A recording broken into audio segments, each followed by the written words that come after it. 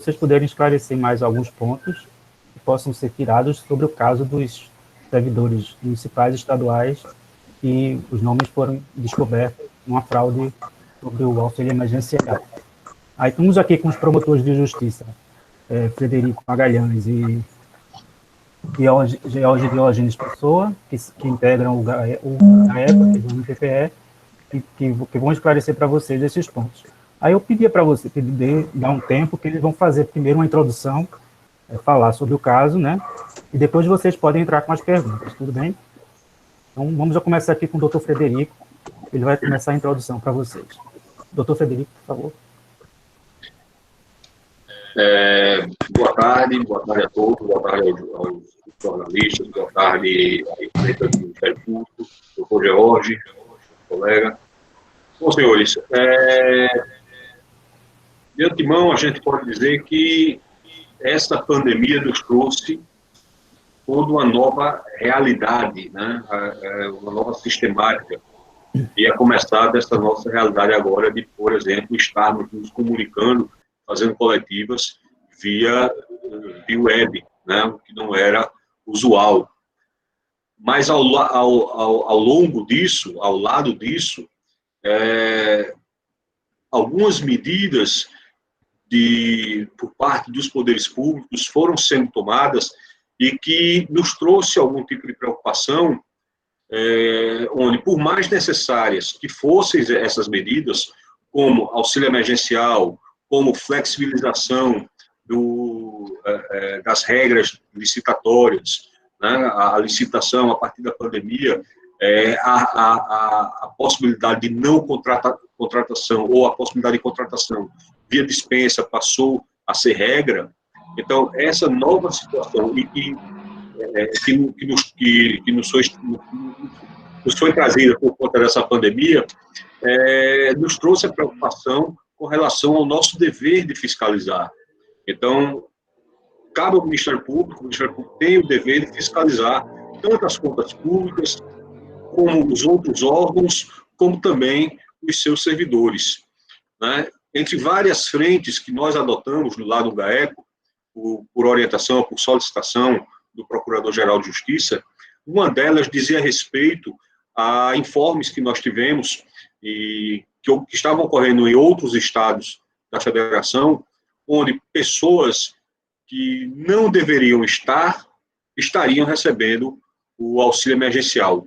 Pessoas que não estariam entre aqueles que necessitariam dessa verba emergencial do governo e estariam, de alguma forma, burlando o cadastro e obtendo vantagens.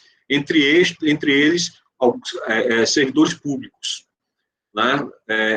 Então, a partir dessa premissa, ou a partir dessa realidade, nós, no GAECOS, nós do GAECO, tomamos essa frente de poder trazer, colher essas informações, averiguar se isso também estaria ocorrendo em Pernambuco e, através de algumas diligências que fizemos, através de algumas atividades dentro daquilo que nós possuímos, dentro do Ministério Público e com órgãos parceiros, nós conseguimos identificar uma grande, de fato, surpreendentemente, uma grande gama de servidores públicos ou de pessoas, de alguma forma, vinculada ao poder público, que estaria recebendo esse auxílio emergencial. São indícios de fraude. O doutor George foi o responsável por junto com o nosso órgão de inteligência do Ministério Público, de compilar, de revisar esses dados, de fazer essa apuração, uma apuração que foi muito bem feita, e o doutor George pode nos trazer um melhor panorama em relação a isso. Só um detalhe é que nós, a partir dessa descoberta, ou a partir do momento em que ficou evidenciado que existe, de fato, servidores públicos ou pessoas com algum tipo de envolvimento com o poder público percebendo valores dos quais não deveria estar, do auxílio emergencial, por exemplo, nos cabe averiguar, verificar, né, se essas pessoas, de fato, realizaram esses cadastros, se foram levados a isso, ou se foram dados furtados ou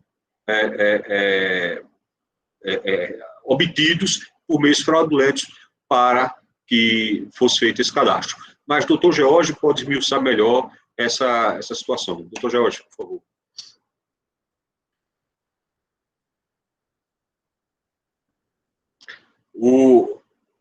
Jorge, o microfone.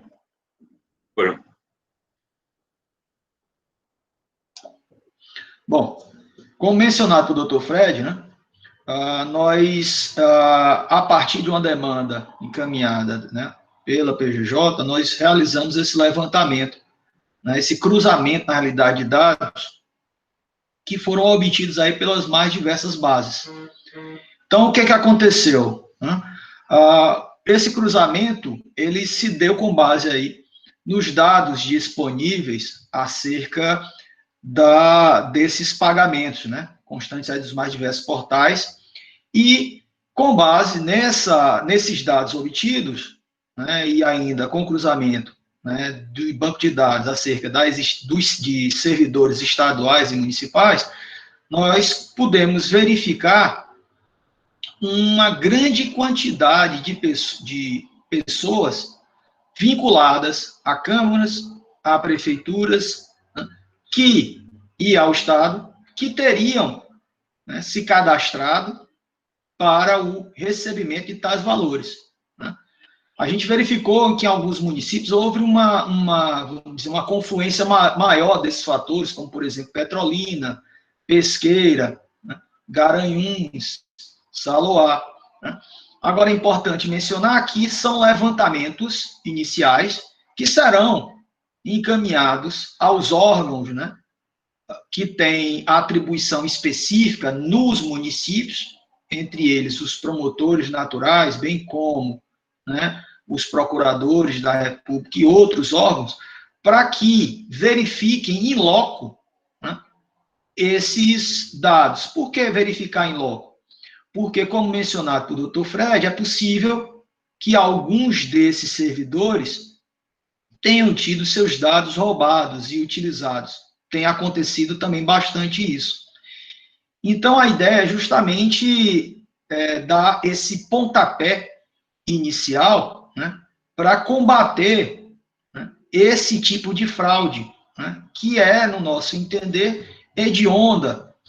Por quê?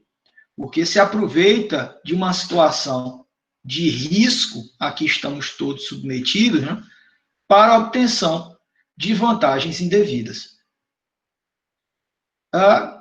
E feitos esses esclarecimentos, eu acredito que agora a gente está aberto aí a quaisquer questionamentos que a imprensa aí, representada pelos senhores, tem acerca do assunto. Bom, obrigado aos promotores. Então, agora a gente vai abrir as perguntas para vocês. Quem quiser falar, por favor, é só desligar o microfone e começar a falar e fazer a pergunta. Sim. Pedindo a compreensão, óbvio que vocês, que algumas coisas os promotores não vão poder responder por ser sigilo de investigação e tudo mais. Né? Então, vocês podem começar. Miguel, Everson, TV Clube, posso começar? Pode sim. Promotores, primeiramente, boa tarde. A CGU já havia divulgado há pelo menos um mês e meio, que cerca de 17.500 servidores aqui que atuam no Estado estariam nesse grupo. Esses 14 mil estão dentro desses 17? São investigações diferentes? Como é que funciona isso? Vocês atuaram de forma conjunta com a CGU também? Isso, vamos dizer, esses dados, eles se encontram na realidade, porque os bancos de dados, eles são bancos de dados a que têm acesso os órgãos públicos. O que fez o Ministério Público, né, foi refinar também esses dados. Quando disse refinar, buscar em outros cadastros estaduais, né, a certeza quanto à existência ou não desses indícios. Então, esses 14 certamente estão dentro do universo de 17. O que houve também foi um aprofundamento e refinamento dessa informação.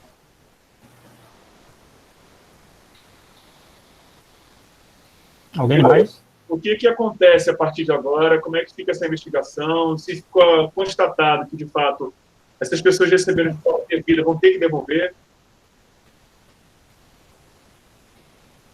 Nós, feito esse levantamento, nós agora, tá certo, vamos encaminhar esses dados. O que aconteceu? A ideia é justamente o quê? Facilitar a vida dos órgãos específicos de persecução. Tá? Então, o segundo passo é justamente o encaminhamento a esses órgãos, né?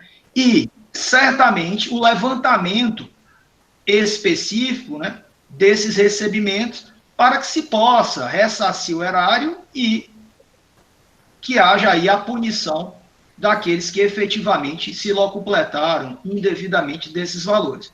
Então, essas informações, o Ministério, o GAECO, né, e o Ministério Público, de uma forma geral, fez um levantamento e um refinamento desses dados, né, para possibilitar justamente que os órgãos que estão lá na ponta, que são os órgãos que têm atuação nos municípios, possam, com base nesses dados, né, fazer uma atuação, vamos dizer, mais efetiva, né, para a recuperação e a recuperação dos valores e a punição dos ofensores.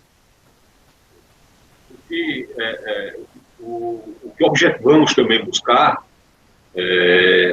foi justamente trazer, a partir de alguns dados que já se tinham, inclusive esses que a CGU também trouxe, e que nós fizemos, como o Dr. Jorge disse, um refinamento, visou também que nós pudéssemos trabalhar essas informações, melhorar, qualificar essas informações, para que fosse entregue ao agente decisor, ao promotor na origem, né, ou ao membro do Ministério Público Federal, se for o caso, na origem, para que ele possa, com maior convicção, poder adotar a decisão ou aquilo que entender mais conveniente para aquele caso.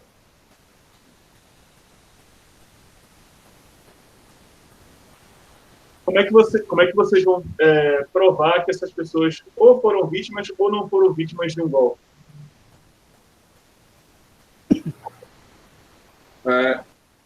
A rigor, nós não somos nós que vamos provar, né? A rigor, e essa também foi uma das finalidades, e é esse cuidado que a gente tem, porque esse risco pode existir. É claro que não achamos que essa é uma realidade das 14 mil pessoas identificadas, mas é possível que alguns, num percentual menor, né, tenham incidido nesta situação. Isso vai depender muito de cada promotor local, né? O promotor na sua ação de improbidade ou na sua persecução civil em relação a esses fatos, o promotor, na origem, ele vai ter a condição mais próxima do fato, mais próxima do município, mais próxima do servidor, de obter essa informação, de conseguir obter do outro lado, possibilitando a essa pessoa ter a oportunidade de se manifestar também, que ela faça prova de que teve os seus dados utilizados de forma erroneamente por outra pessoa, ou ele ter incidido numa prática ou ilícita ou agido com alguma culpa.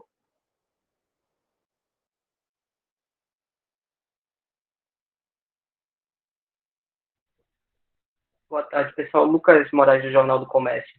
O levantamento do Tribunal de Contas e da própria Controladoria já trazia um detalhamento a mais em relação aos possíveis beneficiários, né, que solicitaram o auxílio e que já estavam inscritos no Bolsa Família e no Cadastro Único e estariam recebendo de forma automática esse pagamento.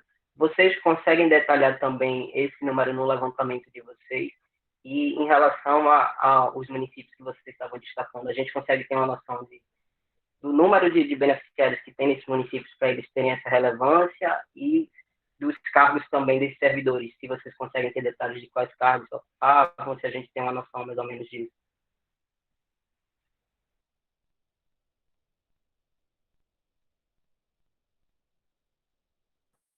Jorge? Eu só estou aqui. Eita, porque apareceu. Bom, esses dados, eles estão bastante, como eu diria, refinados, tá certo? Agora, volto a dizer, nesse primeiro momento, essas informações, até por questão de sigilo, né, porque essa decisão não é, vamos dizer, de atribuição, né, de poder aqui do GAECO, né, mas esses dados, eles já estão bastante esmiuçados, né? O que a gente pode passar aos senhores são dados gerais, né, e informar que os dados específicos, né, já estão, vamos dizer, filtrados e que serão aí fornecidos aos promotores naturais, né, eventualmente aos procuradores da República, para que possam, né, com base nisso, ultimar esses levantamentos, né. Quando a gente menciona município A, B, C ou D, foram os municípios que nós detectamos o maior número, né, de pagamentos a indivíduos que estariam vinculados ao poder público, quer seja por meio de contrato temporário, quer seja funcionário efetivo, quer seja um servidor aposentado.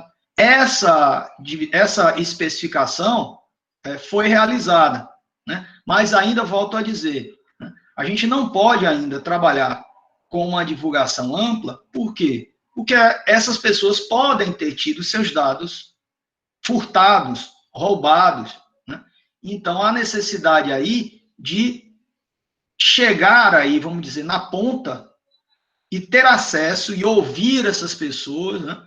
E buscar seus dados específicos, e aí seria um trabalho porque aí já sai do levantamento por nós feito e vira uma investigação efetiva, né?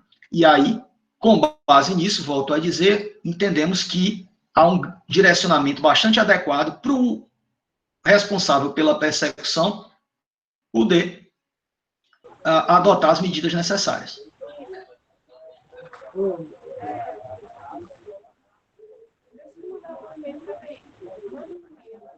Oi. Mais alguém quer falar? Boa tarde. Ricardo Novelino aqui do G1, do portal G1 da TV Globo. Existem, nesses servidores, a gente não pode passar, mas a gente poderia dar um retrato. Existem vereadores que são servidores, assessores de políticos nesse cadastramento, a gente pode afirmar isso? E aí, Ricardo, eu volto a dizer, a gente ainda, certo, não pode aí trabalhar a exposição de cargos, né, e de participantes, né? É um momento ainda, volto a dizer, de cruzamento, de levantamento de dados. O que nós podemos mencionar, efetivamente, é que essas pessoas, né, e em grande volume, têm relação com o poder público, das mais diversas formas, são remunerados aí pelo poder público e têm um vínculo com o poder público. Ok, obrigado. E acho que podemos falar também, Jorge, que acho que encontramos pessoas vinculadas ao poder público em quase todos os municípios do estado. Eu não estou exatamente com os dados aqui em mãos, mas me parece que essa foi uma realidade que foi observada, que foi encontrada na grande maioria, na imensa maioria dos municípios aqui do estado de Pernambuco, né? E não só municipais, mas também da esfera estadual. Como assim, doutor? Me explique, por favor, essa informação. O que o doutor Fred está querendo dizer é que mais de 100 municípios, nós temos aqui alguns municípios que há uma concentração maior, mas em mais de 100 municípios, pelo menos um servidor fez esse requerimento. A gente indicou, assim, alguns municípios pela quantidade maior, mas você tem essa prática, né, ela é disseminada por quase todos os municípios aí do estado de Pernambuco. Então, em menor ou maior grau. Então, eu posso dizer que, pelo menos em 100 municípios, ao menos uma pessoa está sendo investigada, é isso? Com certeza. Veja, isso. Investigada, volto a dizer, né? Isso quem vai decidir é o promotor ou o procurador que estiver lá com a atribuição. O que foi detectado, né, é que há uma inconsistência, uma incongruência, né, e um recebimento por alguém que tem um vínculo com o poder público, o que estaria aí vedado completamente aí pelas normativas do auxílio emergencial. É possível isso no não é? E isso verificado em pelo menos 100 municípios do estado. Isso. É possível que esse número aumente? Acreditamos que não. Até porque é esse o interesse também, né, da nossa... Esse é um dos motivos também da gente trazer a público, justamente para mostrar a essas pessoas que elas não vão estar impunes. Então, a gente acredita que, na realidade, vai haver aí uma diminuição, né, porque o papel da imprensa também, né, a gente sabe disso, é um dos grandes parceiros do Ministério Público, a imprensa, né, é trazer à luz a isso, né, e quando você traz à luz quem está fazendo errado, ou pelo menos aponta essa possibilidade, né, há uma clara diminuição desse tipo de atividade.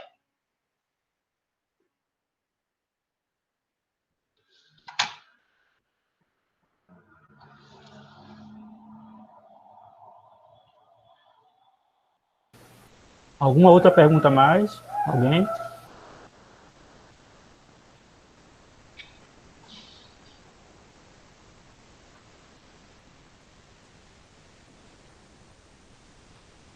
Ok, então? Podemos encerrar? Então, eu agradeço a todo mundo que compareceu aqui, os colegas jornalistas, agradeço aos promotores. Gostaria de saber se eles querem fazer mais uma consideração final. Doutor Fred? Pois não, eu queria, assim, na verdade, a gente queria dizer também que esta é uma frente que nós buscamos, né, por entender a gravidade, né, a repercussão de uma informação desse tipo, de uma constatação desse tipo, tendo em vista até os impactos financeiros que isso pode acarretar, né, para o poder público, aí no caso o poder público federal, pagando indevidamente a quem não fazia jus a esse percebimento, quando você pode ver, pode observar até por informações da própria imprensa, de que existe um outro tanto considerável de brasileiros que não conseguiram se cadastrar e receber esse auxílio. Então, com relação aos servidores públicos, essa era uma realidade que nós tínhamos, mas não só isso. É possível que nesse universo a gente encontre uma quantidade de pessoas que recebam até mesmo outro tipo de benefício, ou outras situações, né, e que são circunstâncias importantes também para que a gente possa trabalhar, para que possa coibir essas práticas para uma melhor normalização e regularização do setor público no tocante aos seus servidores e à probidade que esses devem ter uma coisa pública, principalmente neste momento de pandemia, né, onde o que nós temos observado por aí é um grande número de pessoas, de cidadãos, alguns até em situação de desamparo. Então, situações como essa não podem ser normalizadas ou consideradas regulares, nem desmerecidas, né, por parte do Ministério Público e de seus órgãos de investigação.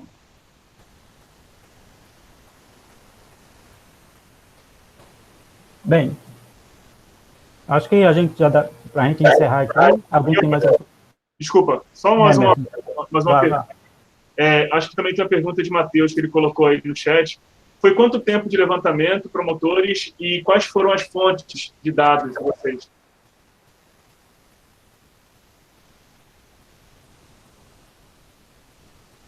Jorge?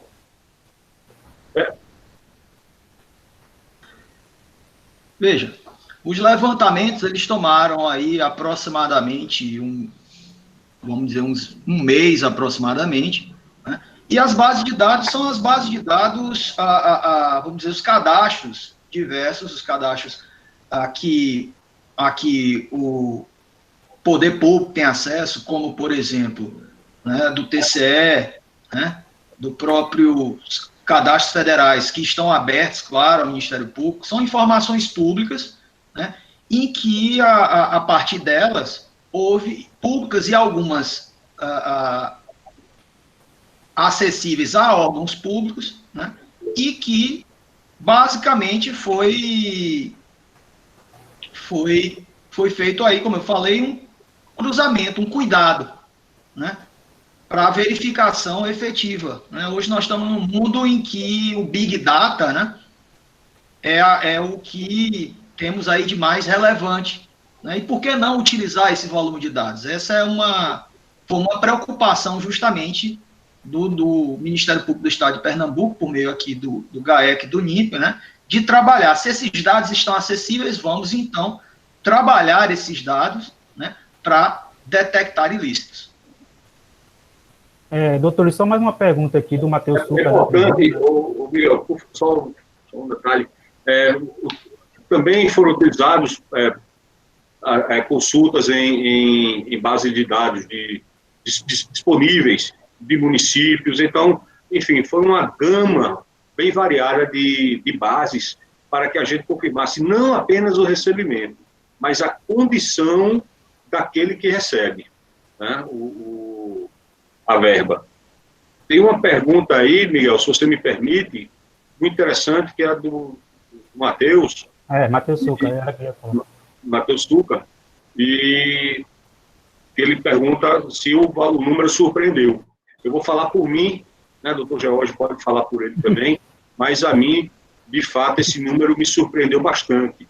Os números, quando foram divulgados inicialmente pela CGU, eu acho que em junho, se eu não me engano, se não me falha a memória, acho que foi no mês de junho, esses números divulgados pela CGU já eram números assustadores, né? Você tem dentro do universo de servidores públicos do Estado, você tem um número de 17 mil que estariam percebendo de forma irregular um auxílio emergencial, é um número que realmente surpreende. Quando nós fomos rebater esse número e, digamos assim, ampliar o olhar, eu tinha internamente comigo, eu imaginava que esse valor iria cair bastante. Caiu de fato, mas ele caiu para um número que ainda é muito alto, um número que realmente me surpreende, me causa espanto que a gente tenha 14.700 servidores aproximadamente, né, dos diversos setores do poder público, percebendo auxílio emergencial. É por isso também que nós temos, até o número é tão alto, tão grande, e até em face disso, a gente tem o cuidado de inicialmente também não divulgar, porque quero acreditar que muitos desses tenham tido seus nomes indevidamente utilizados. Mas a realidade é que o número realmente assusta e o tamanho do rombo realmente é gigantesco. Doutor Jorge? Da mesma maneira, é uma coisa que, de certa forma, deixou, vamos dizer, me deixou assustado de cabelo em pé, né? Porque, volto a dizer, né? Se aproveitar de uma situação de fragilidade dos indivíduos, né? Causa uma certa até revolta, né? Do indivíduo. Então, realmente surpreendeu. E por isso esse cuidado, inclusive, de atualizar os dados, de aferir se todos efetivamente ainda guardavam alguma sorte de vínculo, e aí nós fizemos rebatimentos e cruzamentos com outros bancos de dados, né? Então, como eu disse, houve um refinamento, né? E acreditamos que esse refinamento ele irá continuar por parte daqueles que vão estar ali na ponta, né? Para se utilizar desses dados que nós vamos encaminhar, mas, como eu disse, infelizmente, né, nós chegamos à triste constatação de que o número ainda é muito alto.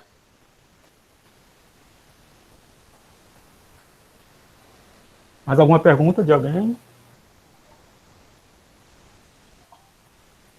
Ok, então, vamos encerrar, então. Bom, gente, agradeço a vocês, agradeço aos doutores que propuseram essa entrevista e espero que tenham esclarecido tudo. Boa tarde a todos. Obrigada, pessoal. Obrigado. Obrigada pela presença.